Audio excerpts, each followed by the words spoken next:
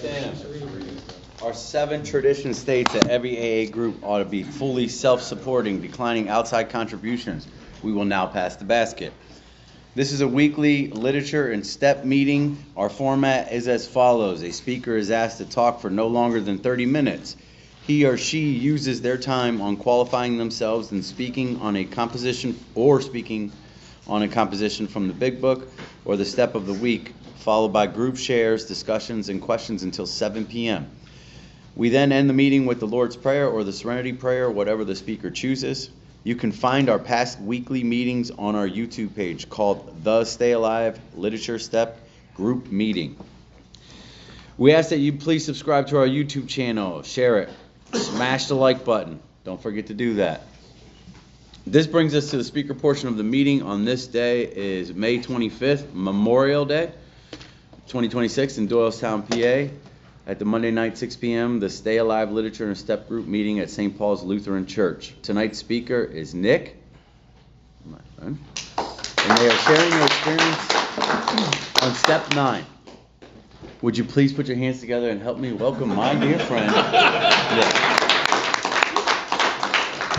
My name's Nick. I'm an alcoholic. Hey, Nick. Thanks so much for having me. Happy anniversary. I didn't know that's a miracle. That's amazing. And so why does Snoop Dogg carry an umbrella? For drizzle. Okay, good. And one more. You know what an anvil is? You know the thing that they hammer. Why did the anvil come to AA? Because he kept getting hammered. Anyway, enough of that. Right. So as I was leaving the house, my dad said, "Thank you for continuing to do this," and that meant so much to me. It truly is such a blessing to be able to continue to do this, and I do enjoy doing it. And he's just so thrilled that what our lives, I'll say our lives, have become because I've continued to do this and work this book and do the best of my ability to try to do this on a daily basis. And it just keeps getting better and better. So why would I stop now? Because I'm alcoholic and we drift, we get complacent, reluctant, procrastination. All those things start to happen. Time is the greatest enemy of the alcoholic, and the further away from I am from a drink, sometimes the closer I am, I don't even see it. And I was talking with a friend last night, like the relapse happens well before we pick up a drink. Our behaviors start to change, our attitude, the restlessness, the irritability, discontentedness kicks in. Untreated alcoholism, comes, and I've heard this. So many people talk about this, and it takes them out, and they can maybe not make it back or they die. So it's a healthy fear for me to continue to do this, like my life truly depends on it, and I do enjoy it. It's a way of life that I just love it. I love doing this. It has become habitual, and I just love it, and I can't say enough about it. So there's just a few things. I'll get into my story, but just this one thing I had highlighted throughout the years going through this book, and it says, remember it was agreed at the beginning, page 76 of the Big Book, remember it was agreed at the beginning we would go to any lengths for victory over alcohol. And that's written in the squiggly italicized words, but I did highlight it as well. So that's an agreement and a decision and a choice and a promise that I've made that I would go to any length. And talk about any length. One time I drove all the way from Colorado to Kensington. So I'll tell you about, dedication. That's part of my story. So going back, in the beginning, great childhood. No traumatic events other than my restlessness, my nervousness, my never enough, my being spoiled and given every toy I wanted and always wanted the next one, the better one. Every Transformer, G.I. Joe, Castle Grayskull, you name it, and I always wanted something else. It was never and never enough. My dad would say, it's never enough. Tomorrow's another day, and I despised him for that. He was trying to teach me about, some humility and being thankful and gracious for what I had been given, and it was never enough.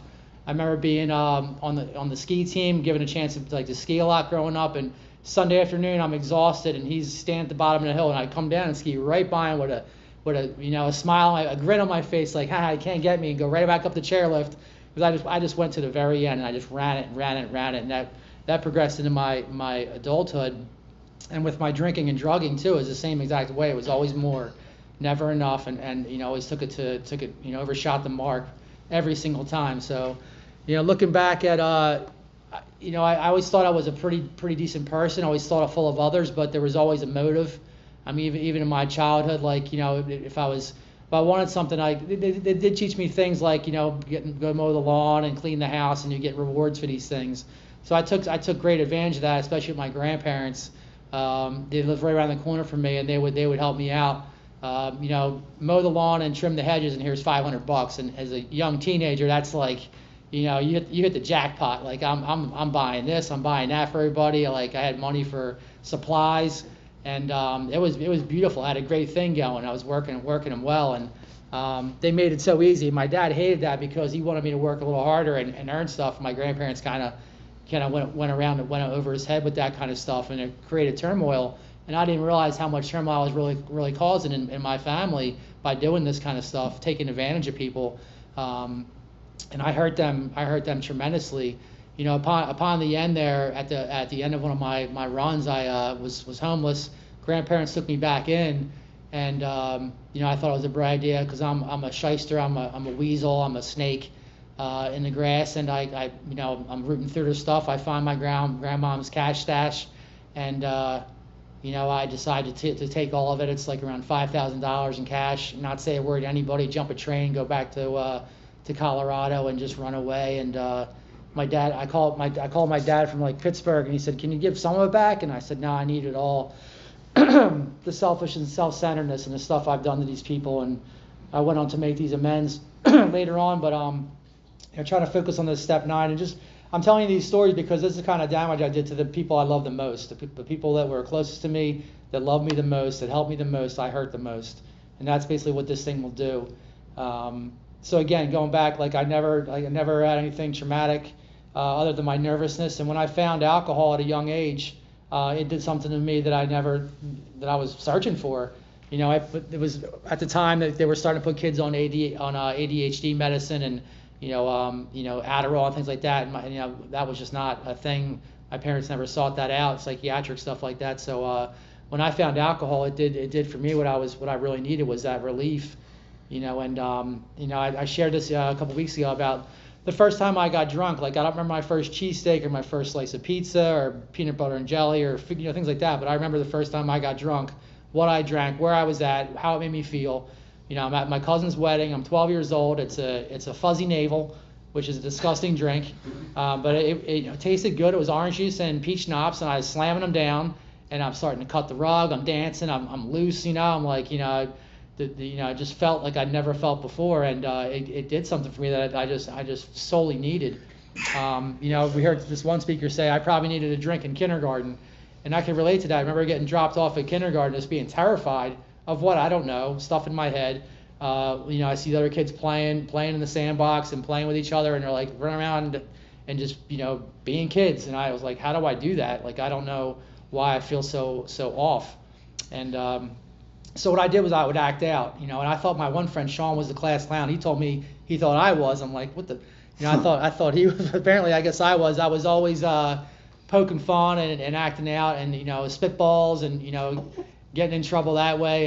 And there was a warning on the blackboard in second grade. Sister Bernadette, she had a wooden paddle that she shaped into somehow made it into a hand shape. Sister Bernadette's helping hand. And it hung on the blackboard, and I got hit with that thing quite a bit. It was always just always on the butt, a paddle, but that's just how it was, but it still didn't scare me. I almost took it as like a challenge to get up there in front of the class and be made a spectacle because I like the attention. I'm an attention seeker, and that's just how it went. And that progressed later on when I found drugs and alcohol. And I love the attention of being the go-to guy. When I was I knew people, I knew where to get it, how to get it. I had cousins, we get us beer, get kegs. I got a thrill in that, being the party guy, knowing where the parties always were. And I could blend in with every single group, with the hockey players, with the football, the basketball, the jocks like that, the not the nerds, but the nerds, the band guys, whatever you want to say, just anybody and anyone. I fit in with everybody. And I like that because I like to be liked, and that's just how it was. So, we just kind of can work our way into all different, Before that, I remember I was having a hard time kind of fit in, and I was getting a lot of fist fights and just kind of feeling awkward. And when I found alcohol, I found people who really liked the stuff I liked, and I just could slide right in there. And it took away a lot of that discomfort and uncomfortability that I was having before I had the alcohol. So that progressed, and when I found alcohol, I wanted nothing else but drink and party. That became my primary concern, my primary purpose. And there was not much consequence. Going down the shore a couple times, getting arrested here and there. Again, having my junior year at a house for the summer, my senior year at a house for the summer, and it was just like I'd get a little job just to make a couple bucks, and it was just about partying and stuff like that. And basically my primary directive was just drinking and other things. And as kids are looking around at schools and looking for education and still focusing on sports and stuff like that, academics and things like that, and going to look at colleges and universities. I never went and looked at one college. My parents talked me into going to Bucks County Community College, and I would go there, altered, and walk off to the woods and not go to class, because there was nobody taking roll call really. That was like a blessing to me. Like, nobody caring that I'm not going to class was just what I wanted, because I really didn't want to be there anyway. Kind of like when I went to my first rehab, I didn't really want to be there anyway, but I went because my parents kind of coerced me and forced me and begged me to go, and that's kind of how college was.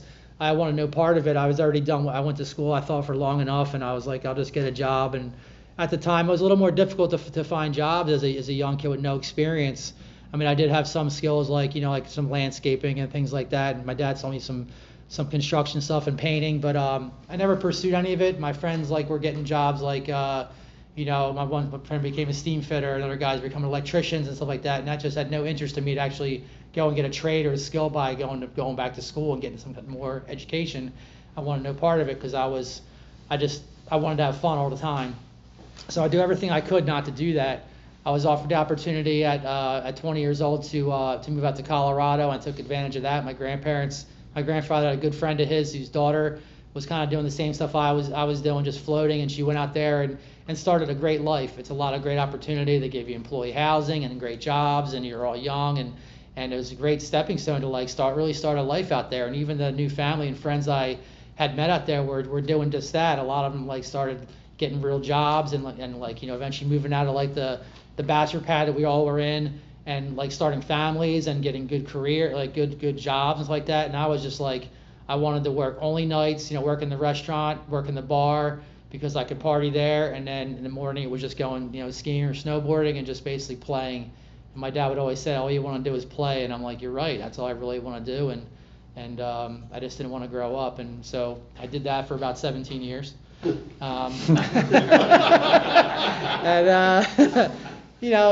progressiveness, the toxic relationships, my life's just unaccountability for anything. I'm always calling home and begging him and pleading, oh, it's so expensive out here, I need money for bills. All my money's going elsewhere.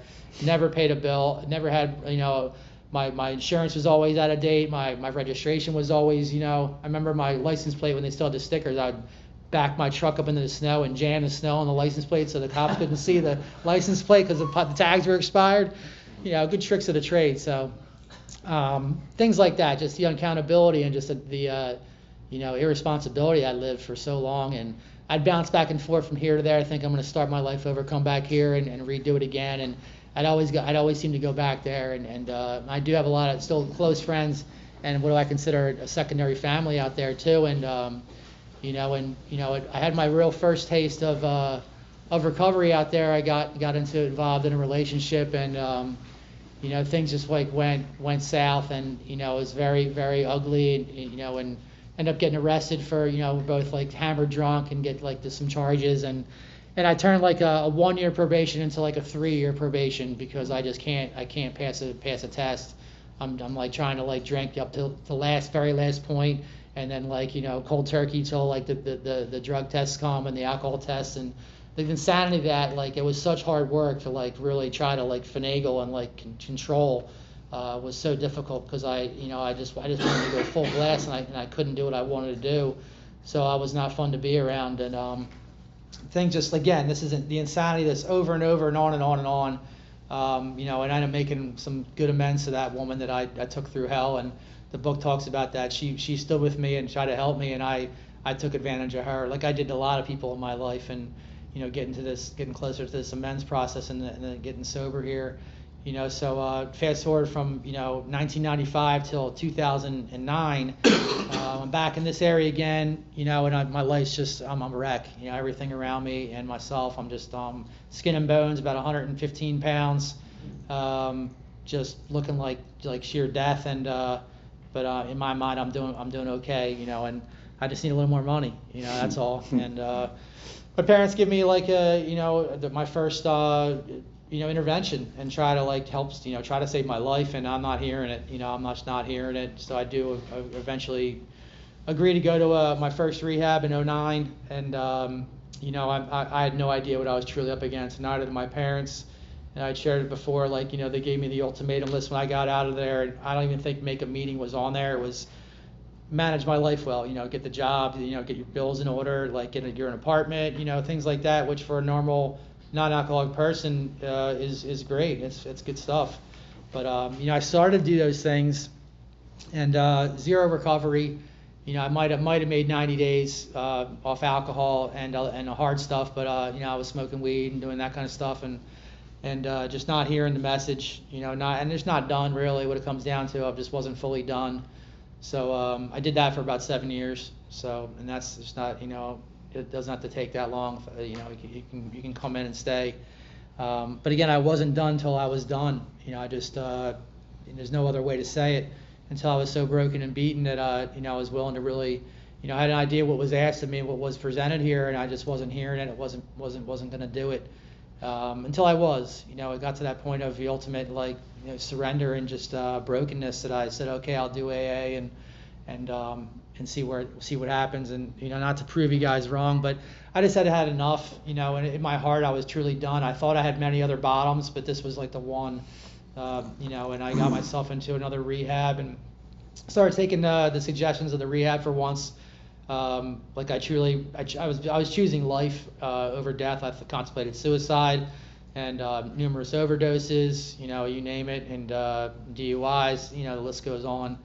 So I finally said yes to this, and got myself into a recovery house after that last rehab in Quakertown, and ended up staying there for about 17 months. Just my experience, there's no recommendation for how long you go or stay in those places. But I really just, got myself a fairly decent, mediocre sponsor. I just started really doing this. My life, I threw myself into this thing. Like we say, our life depends upon it. And the guys in the recovery house thought I was nuts because I was just gung ho. I'm trying to sign up. I couldn't wait to get that. There are a lot of places that have a 30-day minimum for chairing meetings. I'm taking coffee commitments. I had no license, so you'd be surprised if you're trying to get a service and you want a coffee commitment, which they recommend. Ask somebody for a ride. You'd be surprised on people. This guy would go out of his way to pick me up, take me to this meeting in Percy, and I would, because I want to be of service.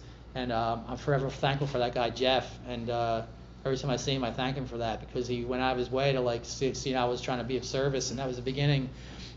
Started chairing meetings and getting home groups, and home groups plural, because I'm an alcoholic. And of course I started dating way too soon, and I'm dating this girl, and she's like, man, you do AA alcoholically. I'm like, yeah, you're damn right, because this is how it's got to be, because I have to get after this thing.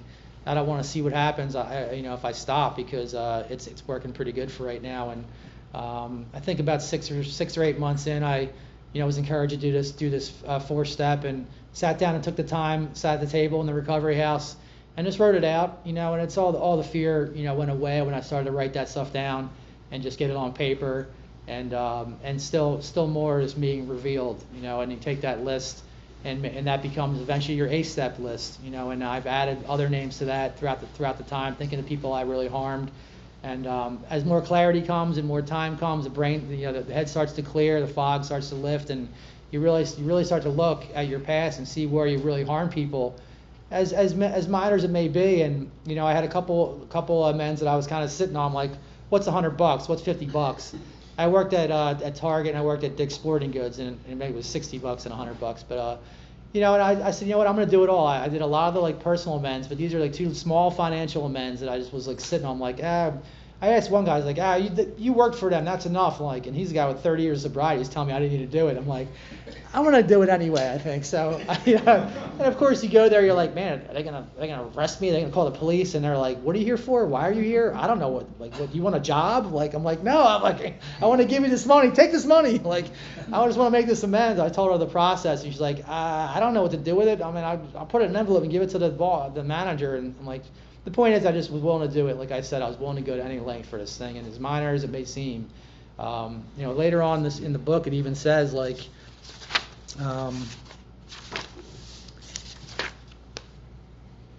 anyway, it's somewhere here. I forget the exact line, but it says if we don't do this step, there's a good chance we may drink again. And I've seen a lot of people like talk to them about step work and stuff like that, and the importance of making these amends, no matter how minor and how minuscule you may think they are, because we can't leave this stuff out. I had a friend who was in the recovery house, and he had some stuff in South Carolina he had stolen from Home Depot, quite a bit of stuff, and would not make that amends. He said, I'm not going there. I'm too afraid to get arrested and get locked up. And he eventually picked up and died. Mm-hmm. So this is real. This is real stuff. This stuff, they suggest these things to us. So my amends, like I said, we have this 4-step, which basically is a lot of the names and stuff we've done throughout the years that we can use for our 8-step to make these 9-step amends. And I went after the hard ones first. I went to the parents. I went to the family, sat them down. And we fought and yelled for so much and for so long, for so many years.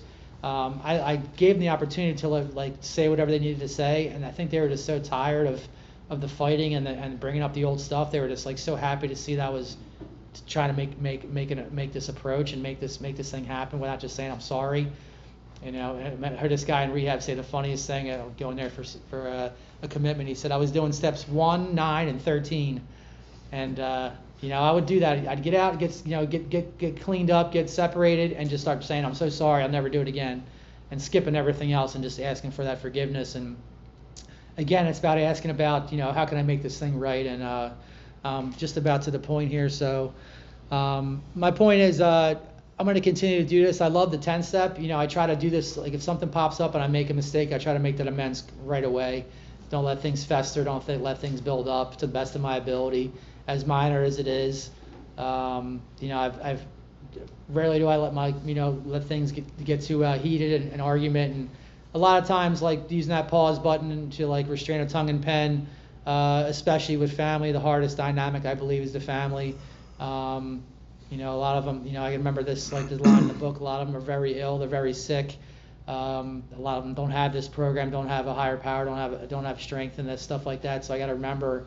Not everybody's on a spiritual walk, has spiritual foundation in their lives, and be mindful of that, and accept people for what they are, and trying to let they're just words, right? Not let them bother me too much.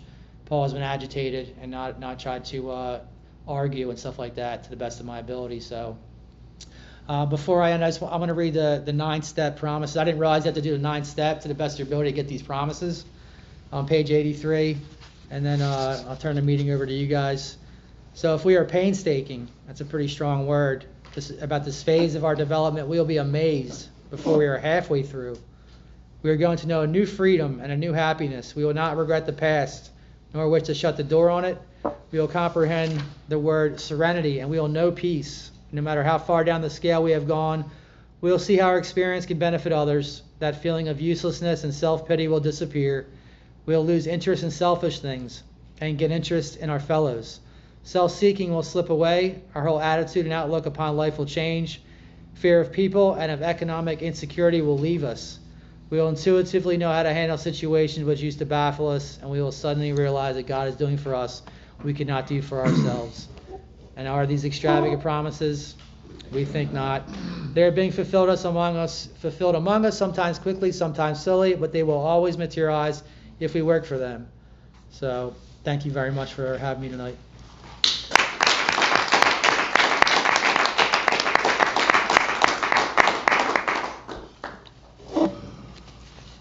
Please help me thank Nick one last time.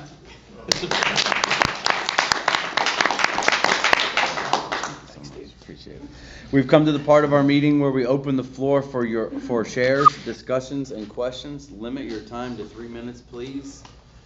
Try and keep your conversation to the literature or steps shared by tonight's speaker. If you feel like drinking or if you've had a drink today, please stay around after the meeting so you can speak to somebody. Floor is open.